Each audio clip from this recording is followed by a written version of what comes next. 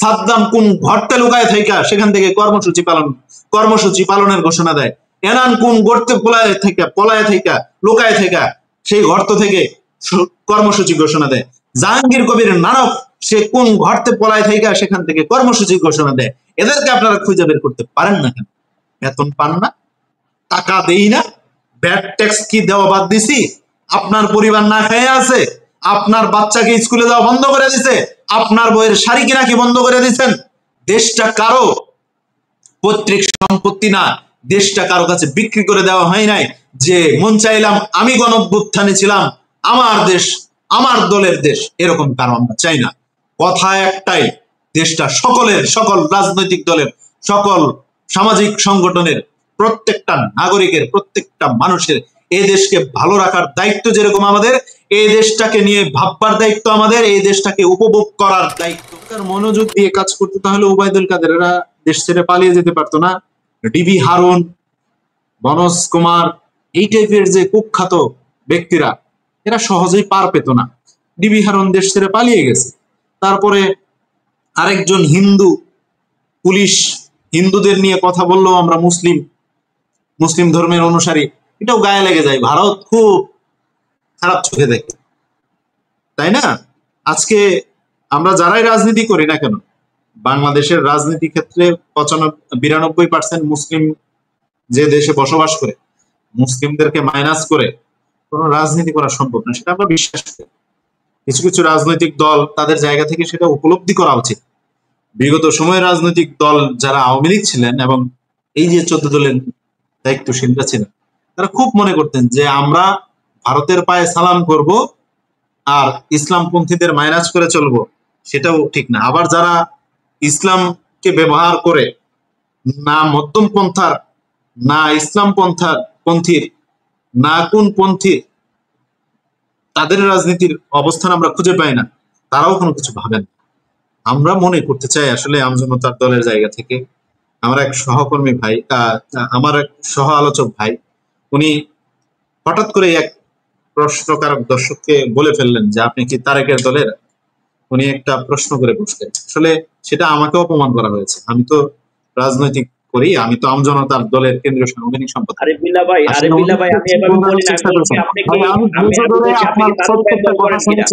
আপনি আমার কথার মাঝখানে কথা বলবেন না। আপনার যদি কথা বলার থাকে আমার কথা বলার পরে বলবেন, আপনি আমার কথা বলার মাঝখানে কথা বলবেন না। আমি কোনো আচরণ পছন্দ করি না। আমি কারো কথার মাঝখানে কোনো কথা বলি নাই ভাই। আপনার কোনো কিছু বলার থাকলে আপনার সময় বলবেন, আমাকে আপনি ডিস্টার্ব করবেন না। আমি এইভাবে বলি না, আমি বিনয়ের সাথে অনুরোধ করছি, আমি বিনয়ের সাথে অনুরোধ করছি, আপনি আমার কথার মাঝখানে কথা বলবেন না। আপনার কথা বলার সুযোগ যখন আসবে তখন আপনি বলবেন। আপনার কথা বলার মধ্যে আমি কথা বলি নাই। না না, আর তো সুযোগ নেই আমার কথা বলার। আমি আপনি আমার কথা বলার মধ্যে আপনি কথা বলবেন না। আপনি সময় নষ্ট করছেন, আপনি সময় নষ্ট করছেন, আপনি সময় নষ্ট করছেন। আমি যে কথা বলছিলাম যে এইভাবে কোন একটা দর্শককেও যে আপনি কোন দলের সেটা প্রশ্ন করা যেমন উচিত না। আমি মনির ভাইকে বিনীত অনুরোধ করব, আপনি যে কাজটা করেছেন, আজকে যারা কথা বলতেছিলেন তাদেরকে থামিয়ে দিয়েছেন, একদম ভালো কাজ করেছেন, আমি ধন্যবাদ জানাই। আপনি দর্শককে আগেই বলে দিবেন যে আমি দর্শকদের যাদের মানে যারা যুক্ত হয়েছেন প্রশ্ন করার জন্য, তাদের যদি কোনো প্রশ্ন থাকে তাহলে তারা যেন প্রশ্ন করে। বাকি এই যে ওনাদের গল্প আমরা শুনতে এতটুকু অভ্যস্ত না, আমরা একটু বিনীত অনুরোধ করি দর্শকদেরকে, আপনারা আমাদেরকে একটু সুযোগ দিবেন। আমরা বলতে চাই, আপনাদের কথাগুলোই আমরা বলতে চাই, আপনাদের মনের কথাগুলোই আমরা বলতে চাই। আমরা বাহিরের অন্য কোনো কথা বলি না। জনগণের যেহেতু প্রতিনিধিত্ব করি, জনগণের ভাষা আমরা বুঝি।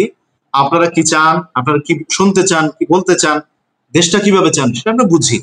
তো সেই ক্ষেত্রে আমাদেরকে একটু সহযোগিতা করবেন আপনারা, বিনীত অনুরোধ দর্শকদের প্রতিও থাকবে।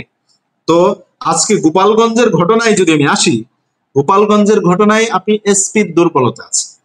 স্বরাষ্ট্র মন্ত্রণালয়ের থেকে স্বরাষ্ট্র উপদেষ্টার কি দিক নির্দেশনা ছিল তা আমরা জানি না, তবে তাদেরও একটা দুর্বলতা সেখানে দৃশ্যমান। 5 আগস্টের আগের গোয়েন্দা সংস্থা আর 5 আগস্টের পরের গোয়েন্দা সংস্থা আমরা দেখতে পাচ্ছি, মনে হচ্ছে বাংলাদেশের গোয়েন্দা সংস্থা নেই। বাংলাদেশের গোয়েন্দা সংস্থা থাকলে এই ধরনের একটা ঘটনা ঘটে আর গোয়েন্দা সংস্থা কোনো ধরনের রিপোর্ট করতে পারে নাই, তাহলে এই সব গোয়েন্দা সংস্থা দিয়ে আমার প্রয়োজনটা কি? তাহলে এদেরকে আমার ব্যাড ট্যাক্সের পয়সায় আমি কেন বেতন দিচ্ছি? কি প্রয়োজন? আপনি জানমালের নিরাপত্তা দিতে পারেন না, সে আওয়ামী লীগ করুক আর বিএনপি করুক আর জামাত করুক এনসিপি করুক আমজনতার দল করুক, ডাজন্ট ম্যাটার, কোনো প্রয়োজন নেই দলের। সে একটা দেশের নাগরিক। আওয়ামী লীগের যে ভাইটা মরছে সেটাও আমরা চাই না। আমরা 5 আগস্টের পরে আর কোনো ধরনের অকারেন্স আমরা দেখতে চাই। আমরা এক কথায় মিটফুটের ঘটনা, আবার এই যে বিএনপি নেতা যুবদলের তার পা কেটে তাকে গুলি করে হত্যা, কোনো ঘটনা আমরা দেখতে চাই না, পুনরাবৃত্তি চাই। দেশটা শান্ত শিষ্ট একটা পরিবেশ চাই। প্রত্যেকটা জায়গায় গোয়েন্দা সংস্থার গাফিলতি, প্রত্যেকটা জায়গায় আইন শৃঙ্খলা বাহিনীর গাফিলতি, এই সরকারের গাফিলতি গুলো আমাদের দৃশ্যমান হচ্ছে। আমরা একটা শান্ত বাংলাদেশ চাই। আওয়ামী লীগের অপরাধ থাকলে তাদেরকে 11 মাসে গ্রেপ্তার করেন না কেন? কে বারণ করেছে আপনাদেরকে গ্রেপ্তার করতে? আওয়ামী লীগকে এখনো গ্রেপ্তার করতে পারেন নাই। বিদেশের মাটিতে বসে থাকা শেখ হাসিনা সেখান থেকে জাতির উদ্দেশ্যে ভাষণ দেয়। সাদ্দাম কোন ঘরতে লুকায় থাকা সেখান থেকে কর্মসূচি পালনের ঘোষণা দেয়। এনান কোন গর্তে পলায় থাকা লুকায় থাকা সেই গর্ত থেকে কর্মসূচি ঘোষণা দেয়। জাহাঙ্গীর কবির নানক সে কোন ঘরতে পলায় থাকা সেখান থেকে কর্মসূচি ঘোষণা দেয়। এদেরকে আপনারা খুঁজে বের করতে পারেন না কেন? বেতন পান না, টাকা দেই না, ব্যাড ট্যাক্স কি দেওয়া বাদ দিছি? আপনার পরিবার না খেয়ে আছে? আপনার বাচ্চাকে স্কুলে যাওয়া বন্ধ করে দিছে? আপনার বউয়ের শাড়ি কিনা কি বন্ধ করে দিচ্ছেন? না আপনার বউ রান্না করতে পারতেছে না, বেতন আপনারা পাচ্ছেন না। কারণটা এদেশের নাগরিক না এরা? যারা অপরাধী তাদেরকে ধইরা নিয়ে জেলখানায় বন্দি করে, আইন আছে, প্রশাসন আছে, বিচার হবে। আমরা কারো জীবন বিপন্ন হোক, কোন পরিবার থেকে কেউ হারায় যাক, সেটা কেন আপনারা করবেন? যে অপরাধী আইন তাদেরকে ফাঁসির কাজটা ঝোলাবে, যে দোষী না সে মুক্তি পাবে। এটাই স্বাভাবিক প্রক্রিয়া। এই জন্যই আমরা 24-এর গণ অভ্যুত্থানে নিজের জীবনকে হাতে রেখা এই গণ অভ্যুত্থানের মাঠে নামছিলাম। আমরা ভিন্ন কোনো বাংলাদেশ দেখার জন্য রাজনীতি করি না, ভিন্ন কোনো পরিবেশ দেখার জন্য আমরা 24-এর গণ অভ্যুত্থানে মাঠে নামি নাই। হাসিনার বিপক্ষে আমরা নামি নাই, আওয়ামী লীগের বিপক্ষে নামি নাই। আমরা একটা সুন্দর পরিবেশ চাই।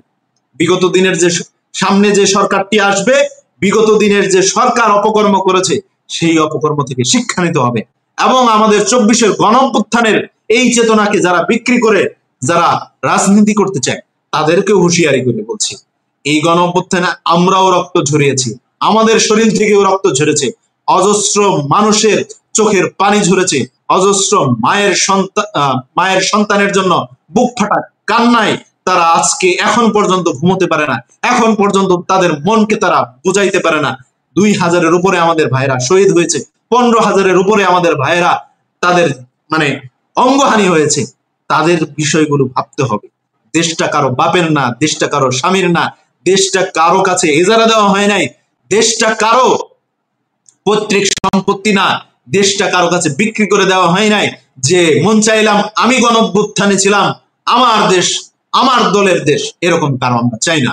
কথা একটাই, দেশটা সকলের, সকল রাজনৈতিক দলের, সকল সামাজিক সংগঠনের, প্রত্যেকটা নাগরিকের, প্রত্যেকটা মানুষের এই দেশকে ভালো রাখার দায়িত্ব যেরকম আমাদের, এই দেশটাকে নিয়ে ভাববার দায়িত্ব আমাদের, এই দেশটাকে উপভোগ করার দায়িত্ব আমাদের। আমাদের অধিকার ফেরত দিতে হবে।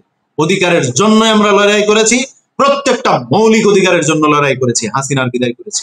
অধিকারের জন্য আর দ্বিতীয়বার কথা বলতে চাই না, আর দ্বিতীয়বার লড়াই সংগ্রাম করতে চাই না। প্রত্যেকটা রাজনৈতিক দলের প্রতি সর্বশেষ আমার একটাই আহ্বান থাকবে, ঐক্য বিনষ্ট কোনো কার্যক্রমে আপনারা লিপ্ত হবেন না। বিএনপি হোক, জামাত হোক, এনসিপি হোক, আমজনতার দল হোক, গণ অধিকার পরিষদ হোক, এবি পার্টি হোক, আদার্স সকল পার্টি হোক, প্রত্যেকের প্রতি আহ্বান থাকবে, আমরা একটা সুন্দর রাজনৈতিক পরিবেশ চাই, যে রাজনৈতিক পরিবেশে আমরা রাজনৈতিক ভাবে বিরোধিতা করব, কিন্তু এই দেশের মধ্যে বিভাজনের রাজনীতি হবে সেই রাজনীতি আমরা চাই না। আমি দুঃখ প্রকাশ করছি যে আমি একটু আমার সহ আলোচক ভাইয়ের সাথে শাউটলি কথা বলেছি, আমি আমার জায়গা থেকে দুঃখ প্রকাশ করছি। ধন্যবাদ।